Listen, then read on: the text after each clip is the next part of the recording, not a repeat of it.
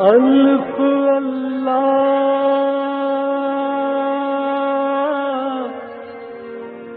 چمبے دی بوٹی میرے من وچ مرشد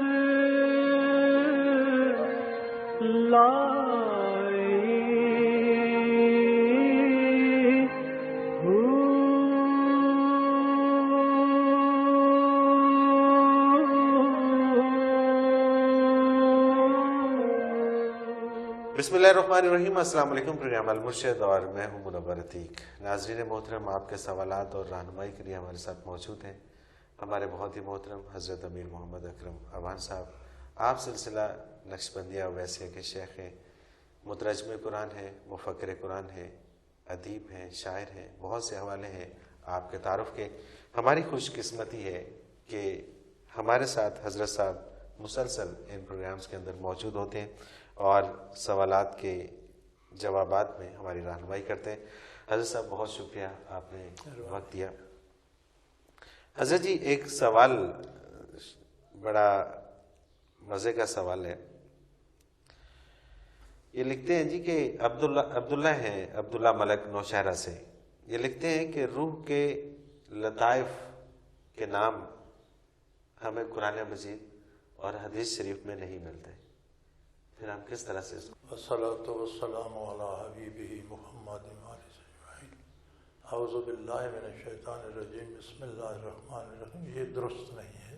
اچھا، یہ لطائف کے سارے نام متفرق آیات میں، مختلف آیات میں، مختلف جگہوں پر قرآن کریم میں موجود ہیں اور علماء حق نے وہاں سے اخذ کی ہیں۔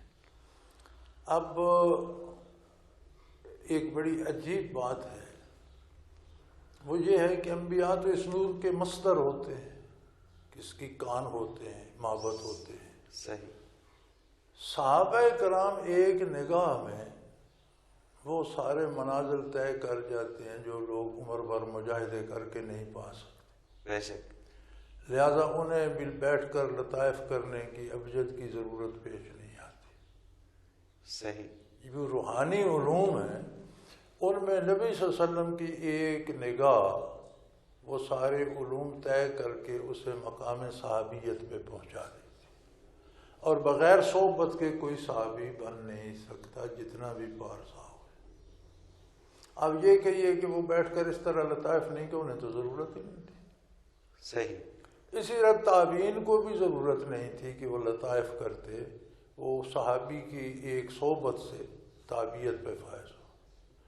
تبا تابعین تک یہ نعمت آئی جو حضور نے فرمایا کہ خیر القرون قرنی ثم الذین یلونہم ثم الذین یلونہم، او کما قال رسول اللہ صلی اللہ علیہ وسلم کہ بہترین زمانہ میرا ہے، پھر اس کے ساتھ والا، پھر اس کے ساتھ والا، ان صحابہ کا، تابعین اور تبا تابعین۔ تبا تابعین کے بعد پھر کسی نگاہ میں لوگ ایم اے کوالیفائی نہیں کر گئے، بلکہ انہیں پھر ابجد پڑھنا پڑا، اے بی سی سے شروع کرنا پڑا۔ صحیح۔ تو لطائف اے بی سی ہیں، ابجد ہے۔ یعنی کہ یہ جو مجاہدہ ہے یہ اس وقت کی ضرورت ہے، تبا تابعین سے بعد آ کر شروع ہوا اور پھر قیامت تک رہے گا۔ وہ نعمت جو عطائے نگاہ مصطفیٰ صلی اللہ علیہ وسلم تھی وہ آپ کے ساتھ گئی، لیکن اس کا ایک اثر صحابہ میں رہا، صحابہ کے ساتھ گئی، تابعین میں، تابعین کے ساتھ گئی، تو تبا تابعین کے بعد پھر یہ الف بے جیم سے شروع کر کے ایم اے کوالیفائی یا پی ایچ ڈی کرنا پڑتا ہے۔ صحیح صحیح۔ تو یہ سوال درست نہیں ہے کہ وہ کیوں نہیں، انہیں ضرورت نہیں تھی اس لیے نہیں کرتے۔ صحیح۔ وہ کہتے ہیں نا کہ جو اس میں موجود نہیں ہے قرآن پاک میں اور اس میں، لیکن آپ نے فرمایا کہ اس میں نہ قرآن میں موجود قرآن میں ہے، موجود ہے، یہ اس قلب، میں سری، یہ خفی، اخفا، کم یہ سارے علمی ہے۔ نام مختلف آیات میں متفرق جگہوں پر موجود ہیں۔ صحیح۔ اسی طرح جو آیات اس میں پڑھی جاتی ہیں، وحدہ لا شریک موجود ہے، وَهُوَ مَعَكُمْ أَيْنَمَا كُنْتُمْ قرآن میں موجود ہے، نَحْنُ أَقْرَبُ إِلَيْهِ مِنْ حَبْلِ الْوَرِيدِ، كُلُّ مَنْ عَلَيْهَا فَانٍ وَيَبْقَى وَجْهُ رَبِّكَ، جو جتنی ہیں ساری قرآن کی آیات۔ صحیح، بالکل صحیح۔ حضرت جی، ایک اور سوال ہے، وحید احمد ہیں شیخ ابرا سے۔ یہ لکھتے ہیں قلب کی اصلاح یا صفائے قلب تو ایک عام اصطلاح ہے، کیا ان دوسرے لطائف کی بھی اصلاح کی جاتی ہے یا انہیں بھی روشن کرنا ضروری ہوتا ہے؟ بالکل ضروری ہوتا ہے، کیونکہ یہ پانچوں میں نے کہا نا ابجد ہیں. اب ایک بندہ الف یاد کرتا رہے اور بے تک نہ جائے، یہ تو نہیں. سارے ابجد جنگ کی اتنی برابر اہمیت ہے اور سب کو اسی طرح سے. اچھا، ویسے مجھے بڑی خوشی ہوئی کہ یہ جو صاحب جنہوں نے سوال بھیجا ہمیں، یہ اس بات کو کم از کم سمجھتے ہیں کہ قلب کے علاوہ اور بھی لطائف ہیں، اور اسی وجہ سے انہوں نے یہ سوال اور کیا. سب کو باقاعدہ سب کے پر جو ہے وہ سب کی اصلاح کرنا، محنت کی جاتی ہے، مجاہدہ کیا جاتا ہے، ذکر کیا جاتا ہے، اور سب کی اصلاح اسی طرح درجہ بدرجہ ہوتی ہے. کیا طریقہ ہوتا ہے اصلاح کرنے کا؟ اصلاح کا بنیادی طریقہ تو شیخ کی توجہ ہے، اس کے بغیر نہیں ہوتی. کیونکہ صحابی بننے کے لیے نبی صلی اللہ علیہ وسلم کی صحبت ضروری ہے. جو قلب سے انوارات القاء ہوتے ہیں، یہ جو مجاہدہ کیا جاتا ہے، یہ اپنی استعداد پیدا کرنے کے لیے کیا جاتا ہے کہ جو انوارات آ رہے ہیں انہیں وجود قبول بھی کرے. اچھا، یعنی جو شیخ کی توجہ آ رہی ہے، یہ نہ ہو کہ چٹان پر دھوپ پڑی، سورج ڈھلا، چٹان ویسی ہی ٹھنڈی ہو گئی. صحیح. اسے جذب کرے اور رکھے.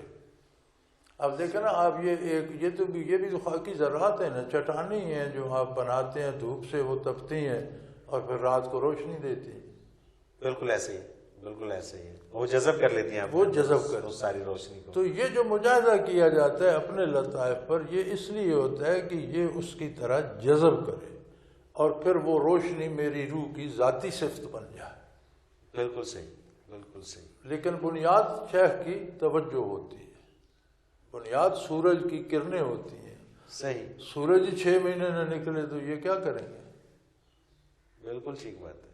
اور اپنی استعداد کو بڑھانے کے لیے یہ ضروری ہے، وہ قبول کرنے کے لیے، جذب کرنے کے لیے مجاہدہ کرے لطائف پر محنت کی جاتی ہے. یہ روشن ہو، ان میں انجذاب کی صلاحیت ہو، شیخ کی توجہ کو جذب کر کے روشنی کو ذاتی بنا سکے. صحیح. ایسا نہ ہو کہ وہ استعداد ہی نہ ہو، روشنی آ رہی ہو لیکن جب شیخ چلے جائیں تو روشنی بھی ختم ہو جائے. بالکل صحیح، بالکل صحیح. حضرت جی، کچھ لوگ ہیں جو بہت زیادہ اس حوالے سے ہم سے پوچھتے ہیں کہ اگر ہمیں اس کی تربیت چاہیے ہو اور ہم یہ کرنا چاہیں، اور روحانیت کے حوالے سے یا تصوف کے حوالے سے گائیڈ لائن پوری اور مکمل طور پر اس سے منسلک ہونا چاہیں اور آپ کے پاس آنا چاہیں، تو اس کا طریقہ کار کیا ہوگا؟ کیسے آنا ہوگا؟ کہاں آنا ہوگا؟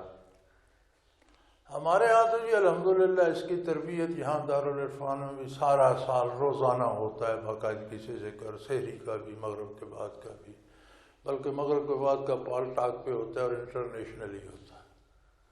ملک میں بھی مختلف گاؤں، شہروں، حلقوں، سب جہاں تک ساتھی ہیں وہاں بھی ذکر ہوتا ہے، جماعتیں ہیں، ذکر کرتے ہیں ساتھی، اور انٹرنیشنلی بھی ہوتا ہے.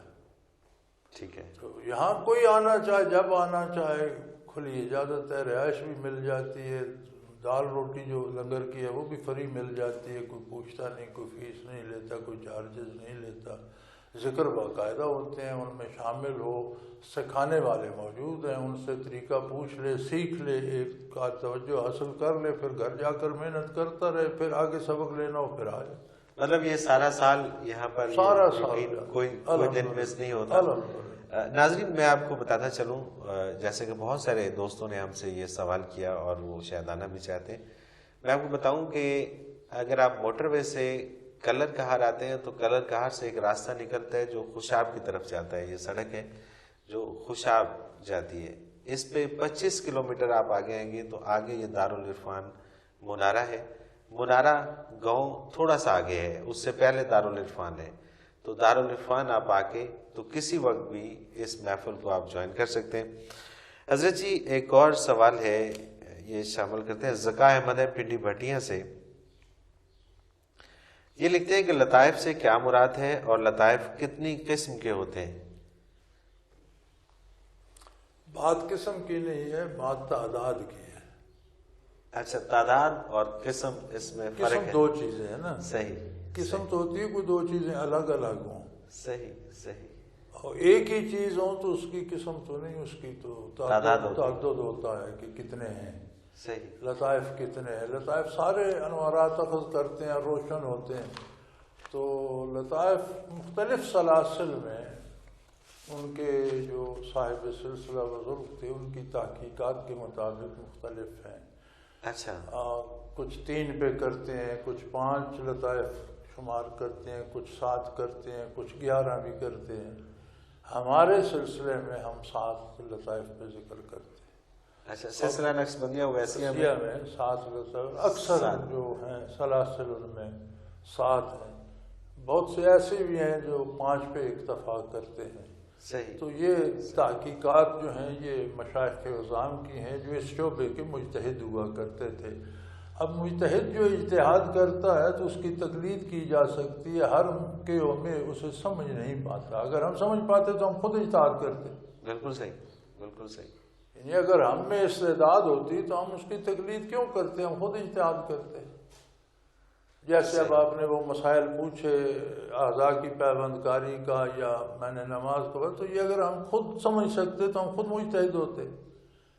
تو جو معاملے فَاسْأَلُوا أَهْلَ الذِّكْرِ إِن كُنتُمْ لَا تَعْلَمُونَ، اہل علم سے پوچھو اگر تم نہیں جانتے.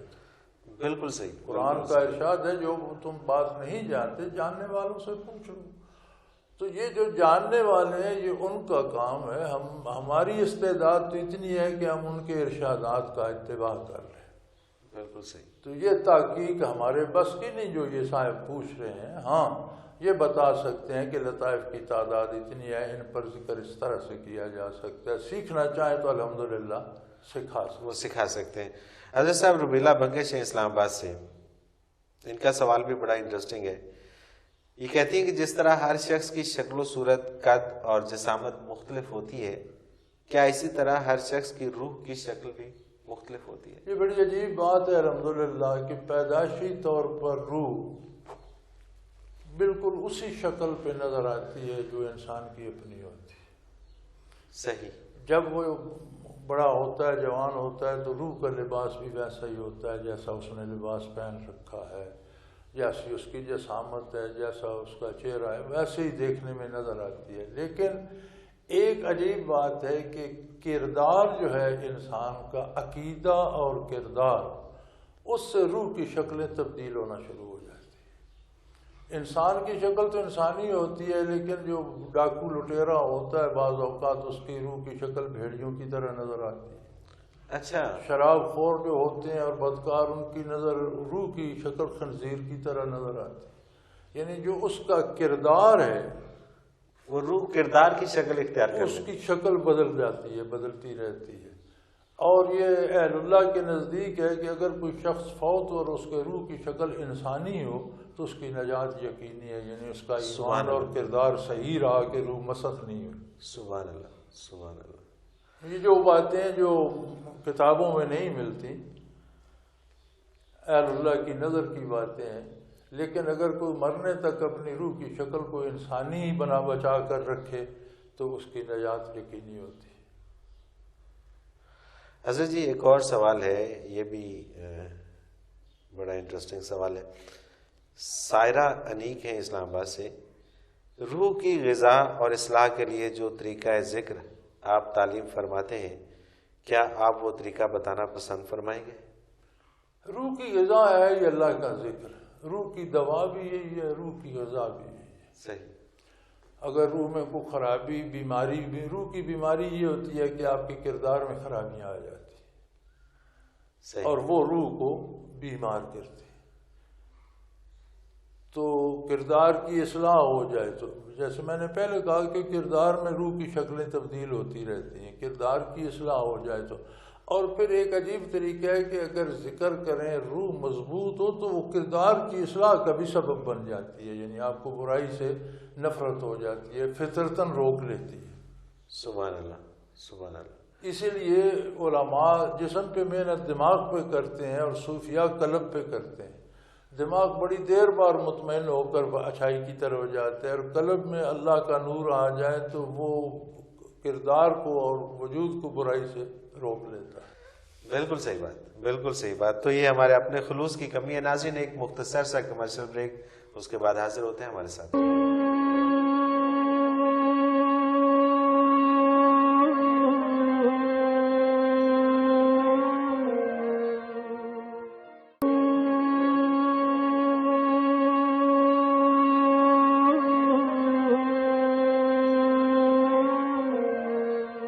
پروگرام میں ایک بار پھر خوش آمدید ناظرین.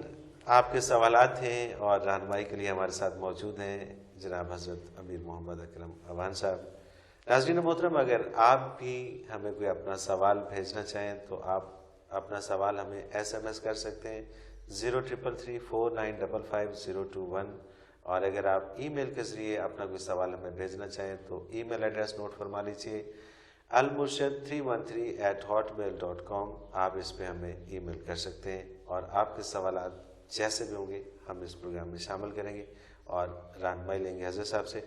حضرت صاحب، ایک اور بڑا ہی انٹرسٹنگ سوال ہے اور یہ سعودیہ سے متی الرحمان نے لکھا ہے. یہ لکھتے ہیں کہ جی میری ایک ہندو سے گفتگو ہوئی اور میں نے اسے یہ کہا کہ آپ پتھر کے بتوں کو خدا کیوں مانتے ہیں جبکہ آپ کو معلوم ہوتا ہے کہ وہ آپ کے سامنے ان کو تراشا جا رہا ہے اور اس میں سے بھگوان بنایا جا رہا ہے. تو جواب میں اس شخص نے کہا کہ ہم کون سا ایسا کام کرتے ہیں جو آپ نہیں کرتے. خانہ کعبہ میں بھی تو ایک پتھر ہی ہے جس کو آپ پوجتے ہیں، تو آپ کا اور ہمارا ایک ہی کام ہے. بہت اچھا سوال ہے یہ، اور میرا خیال ہے یہ بہت اچھا بھی ہے، ضروری بھی ہے اور بہت مشکل بھی ہے. میں نے جب یہ سوال میرے پاس آیا تھا تو میرے تو رونگٹے کھڑے ہو گئے کہ یہ کیا سوال. اور سوال یہ ہے کہ اللہ کریم نے انسان کو زمین پر بسایا تو اس کی مرکزیت کے لیے ایک مقام کو، اور وہ مقام وہ تھا جہاں سے زمین بننی شروع ہوئی. اور آج بھی آپ اسے جیومیٹریکلی دیکھیں تو ساری روح زمین کا مرکز وہی نکلتا ہے. بے شک اس پر اپنی ذاتی تجلیات فرما کر اپنے پہلے انسان اور پہلے نبی آدم علیہ السلام کو بتایا کہ یہ جگہ میری محبت تجلیات ہے، یہاں نشاندہی کے لیے ایک کوٹھا بنا دو اور یہ تم سب کا قبلہ ہوگا. صحیح. اب یہی بیت اللہ کے پتھر آپ وہاں سے اکھیڑ لیں، 10 گز ہٹ کر بنا دیں تو کیا کوئی ادھر منہ کر کے سجدہ کرے گا؟ بالکل صحیح، بالکل صحیح. سجدہ یعنی کہ سجدہ وہی رہے، اس نشان ہے. یہ پتھروں کو ہم سجدہ نہیں کرتے، یہ پتھر اس جگہ کی نشاندہی کرتے ہیں جو محبت تجلیات ہے، جہاں اللہ نے انسانوں کو مرکزیت عطا کی ہے. ورنہ کوئی آسمان کی طرف منہ کر کے سجدہ کر رہا ہوتا، کوئی مشرق کو کوئی مغرب کو، اللہ تو ہر جگہ موجود ہے. بے شک بے شک. تو ایسی قوم بھی، امیر تیمور کا آپ سب پڑھیں اس کی سوانح حیات، تو کہتے ہیں میں نے ایسے لوگ بھی دیکھے کہ جو ہاتھ تو سینے پہ باندھتے تھے اور سر پہ ہاتھ باندھتے تھے اور اوپر دیکھ کر پڑھتے. میں نے کہا تم کون؟ انہوں نے کہا مسلمان ہیں. تو سجدہ کے جدھر سورج ہوتا ہے ادھر سجدہ کرتے. صحیح. تو پھر اس طرح ہر کوئی سورج، کوئی چاند، کوئی ستاروں سے سمتیں متعین کر کے سجدے کرتا رہتا. تو اللہ کریم نے ایک محبت تجلیات ذاتی بنا دیا کہ اس سمت کو جو سجدہ کرے گا وہ مجھے ہوگا. سبحان اللہ. وہ سمت متعین کرنے کے لیے آپ لکڑی کھڑی کر لیتے ہیں یا نشان کے لیے پتھر رکھ دیتے ہیں، تو وہ پتھر کوئی اس لکڑی کو سجدہ. ہم پتھروں کو اگر سجدہ کرتے تو کوئی وہی کعبہ شریف کے پتھر اکھیڑ کر 10 گز پرے بنا دے، کوئی انہیں سجدہ کرے گا؟ سوال ہی پیدا نہیں ہوتا. تو پھر پتھروں کو ہم سجدہ نہیں کر، سجدہ ہم اللہ کو کرتے ہیں. وہ پتھر اس مقام کی نشاندہی کرتے. صحیح. جبکہ تم پتھر میں اللہ کا حلول مانتے ہو، اللہ کہو، بھگوان کہو، رام کہو، رحیم کہو، اس کا حلول مان کے پتھر کو سجدہ کرتے.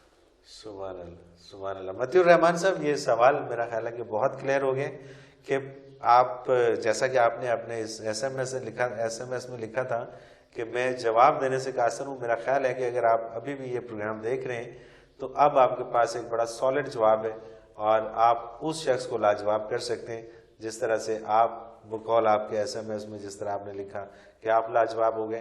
میرا خیال ہے کہ اس وقت آپ لاجواب نہیں بلکہ وہ شخص لاجواب ہوگا، کیونکہ ہم پتھر کو سجدہ نہیں کرتے. حضرت صاحب نے جس طرح سے بالکل وضاحت فرمائی کہ ہم اس جگہ وہ جو نشاندہی ہے اس کے لیے وہاں پہ پتھر ہے، وہ پتھر کو ہم سجدہ نہیں کرتے. اسی پتھر کو اگر ہٹا کے کہیں اور لے جائیں تو اس کو ہم سجدہ نہیں کرتے. حضرت صاحب ایک اور سوال ہے اور یہ سوال بھی بڑا ہٹ کے ہے. ساجد افضل ہیں حافظ آباد سے. یہ لکھتے ہیں کہ اگر مذاق میں مرد اور عورت ایک دوسرے کو میاں بیوی تسلیم کر لیں اور اس کا اقرار بھی کر لیں دونوں، اور اس میں گواہ بھی موجود ہوں، اور اس کی شرعی حیثیت کیا ہوگی؟ اور اگر عورت پہلے سے ہی شادی شدہ ہے اور اس کا میاں بھی اسی محفل میں بیٹھا ہوا ہے، طلاق اور نکاح میں مذاق جائز نہیں ہے۔ صحیح، طلاق مذاق میں دیں گے واقع ہو جائے گی، واقعہ ہو جائے ہو گی۔ جائے گی، کیونکہ کس کے پاس یہ سند ہے کہ آپ واقعی دے رہے ہیں یا مذاق میں دے رہے ہیں؟ صحیح صحیح، طلاق کا مطلب ہے طلاق، گولی مذاق میں آپ ماریں گے بندہ مر جائے گا۔ ڈیفینیٹلی مر جائے گا۔ اگر شادی شدہ خاتون ہے، اس کا شوہر بھی وہاں بیٹھا ہے، تو یہ شریعت کی توہین ہے، اس پر وہ فتویٰ صادر ہوگا شریعت کی توہین کرنے کا، مذاق اڑانے کا۔ صحیح، اگر خاتون غیر شادی شدہ ہے، بیوہ ہے یا مطلقہ ہے یا کنواری ہے، تو نکاح ہو جائے گا، تو نکاح ہو جائے گا۔ مذاق میں بھی اگر کسی نے تسلیم کر لیا اور گواہ موجود ہے ان تو معاملات میں مذاق نہیں، یہ شرعی اصول ہیں اور ان میں مذاق جائز نہیں۔ صحیح، مذاق میں آپ کسی کو sensitive. گولی مارتے ہیں، ماریں گے تو مر جائے گا۔ مر جائے گا۔ صحیح، یہی احکام ہے نکاح و طلاق کے۔ ایسے ہی، مطلب مذاق میں نہ طلاق دی جا اب سکتی کوئی ہے۔ زبردستی کسی سے بیوی کو طلاق دلوا دیتا ہے، بندوق لے کر اس کے سینے میں بیٹھ جاتا ہے، کہو طلاق، اس کا طلاق دلوانا حرام ہے، وہ اس کا گناہگار ہے، لیکن یہ طلاق دے گا تو واقع ہو جائے گا۔ اچھا، یہ اگر بے شک مطلب اس کی کنپٹی پہ اس نے رکھی ہوئی ہے بندوق اور اس نے کہا کہ طلاق دے طلاق دے، دو، اور اس نے وہ 3 لفظ کہہ دیے ہیں، تو ڈر وہ سے بھی طلاق کہہ واقع ہو جائے گی، دلوانے والا گناہگار ہوگا، وہ طریقہ اس کا دلوانے کا حرام ہے، ناجائز ہے، وہ اللہ کو جواب دے گا، طلاق واقع ہو جائے گی۔ طلاق واقع ہو جائے گی۔ مطلب کسی بھی دباؤ میں، کسی بھی ایسی کیفیت میں اگر لفظ ادا کر دیے تو وہ ہو گیا۔ ہو جائے۔ بے شک یہ نکاح کے اسی حوالے طرح ہے سے جیسے آپ نے گولی مار دی، بالکل صحیح بات ہے، تو اس کا ایکشن جو ہے وہ ہو جائے گا۔ بالکل صحیح۔ لہذا یہ امور اتنے نازک اور اتنے سینسٹیو ہیں کہ ان میں مذاق کی گنجائش نہیں۔ اب کوئی بھی طلاق دینے کے بعد کہہ سکتا ہے میں نے تو مذاق میں دی تھی، بالکل ایسے ہی تو پھر تو یہ کھیل بن جائے گا۔ کھیل بن گیا۔ کوئی بھی نکاح کے بعد عورت کہہ سکتی ہے میں نے تو مذاق میں ہاں کی تھی، تو نکاح ختم ہو گیا، تو یہ تو پھر کسی کی شادی بچے گی نہیں۔ لہذا ان امور میں مذاق جائز نہیں ہے۔ نہیں ہے، اور جب مذاق جائز نہیں ہے تو پھر، اور یہ تو بڑی عجیب بات، یہ پہلے کرتے تھے نا ہمارے ڈراموں میں، پھر علماء نے اس پہ تنقید کی، تو اب وہ پورا اس طرح سے نہیں کرتے، دکھا دیتے ہیں مولوی ہے، یہ ہے، وہ ہے۔ صحیح۔ اصل جی ایک اور سوال بڑا انٹرسٹنگ ہے، یہ بھی رفاقت علوی ہیں راول پنڈی سے، یہ آپ کا پروگرام بہت شوق سے دیکھتے ہیں، اور انہوں نے آپ کی جو تحقیق ہے باڈی میں، جو آپ نے فرمایا تھا کہ ہر باڈی کے اندر 10 کھرب سیل ہوتے ہیں، اسی کو آگے بڑھاتے ہوئے یہ کہتے ہیں کہ جی سائنسدان اب یہ دعویٰ کر رہے ہیں کہ 20 سے 30 سال تک ایک ایسا انجیکشن تیار کر لیا جائے گا جس کو لگانے سے انسان کی زندگی 200 سے 300 سال تک ہو جائے گی، اور اس میں وہ تھیوری وہی استعمال کر رہے ہیں کہ ایک جو باڈی سیل ہوتا ہے وہ جب 40 ایئرس کے بعد دوبارہ پیدا ہوتا ہے تو وہ ویک ہونا شروع ہو جاتا ہے، تو وہ انہوں نے ایسا انجیکشن ریسرچ میں ڈھونڈ لیا ہے کہ جو اگر انسان کی باڈی میں انجیکٹ کر دیا جائے گا تو اس کے بعد دوبارہ جو سیل پیدا ہونا شروع ہوں گے وہ طاقتور ہوں گے، اور اس میں انسان کی جو ایوریج ایج ہے اس میں 200 سے 300 سال تک ہو جائے گی۔ تو وہ سوال ان کا یہ ہے اظہر جی، وہ کہتے ہیں کہ یہ تو موت کو شکست دینے والی بات نہیں ہے۔ نہیں نہیں نہیں نہیں، یہ موت کو شکست کیا پھر موت ٹل جائے گی 200 سال بعد پھر نہیں آئے گی؟ بھی قرآن کریم میں موجود ہے کہ نوح علیہ السلام کی عمر طوفان کے آنے تک 950 سال تھی۔ صحیح، یعنی جب طوفان نوح آیا تو اس سے پہلے 950 سال وہ تبلیغ کر چکے تھے، اور علماء کے نزدیک ان کی کل عمر 1400 سال ہوئی ہے جو طوفان کے بعد زندہ رہے۔ صحیح، تو یہ کوئی عجیب بات نہیں، پھر اگر لوگ 1000 سال زندہ رہیں تو کیا عجیب بات ہے، کیا پہلے رہے نہیں؟ صحیح۔ موت کو شکست تو تب ہے کہ موت کبھی آئے ہی نہیں۔ یہ 200 سال کہہ رہے ہیں لوگ، اس سے پہلے 1400 سال زندہ رہے ہیں۔ پھر پرانی امتوں کی عمریں 200-300 سال تو عام ہیں، قد بڑے بڑے ہونا عام ہے، 90 فٹ قد ہوئے ہیں لوگوں کے. تو جو وقت گزرتا گیا وجود بھی کم ہوتے گئے، قد بھی کم ہوتے گئے، عمریں بھی کم ہوتی گئیں، نئی نئی دوائیں، نئی نئی غذائیں، نئے نئے افعال نے عمروں کو متاثر کیا. صحیح. اب یہ جو ہمارا زمانہ آیا ہے، اب یہ ہم سے بعد کا جو دور ہے، ہماری ہڈیاں مضبوط ہیں، ہم دودھ گھی کھا کر پڑے ہیں اور ہماری آرگینک فوڈ ہوتی تھی، گھر کا سارا کچھ ہوتا ہے. اب جو لوگ برگر کھا کر بچے بڑے ہو رہے ہیں، یہ ہماری طرح کے کڑیل جوان ہیں. سوال ہی پیدا نہیں ہوتا، سوال ہی پیدا نہیں ہوتا. تو اگر آپ ان کو کسی طریقے سے ان کی ڈائٹ یا دوا سے مضبوط کر سکیں تو اس میں موت کو کون سی شکست؟ مطلب یہ ٹھیک ہے، موت نے تو آنا ہے بالآخر.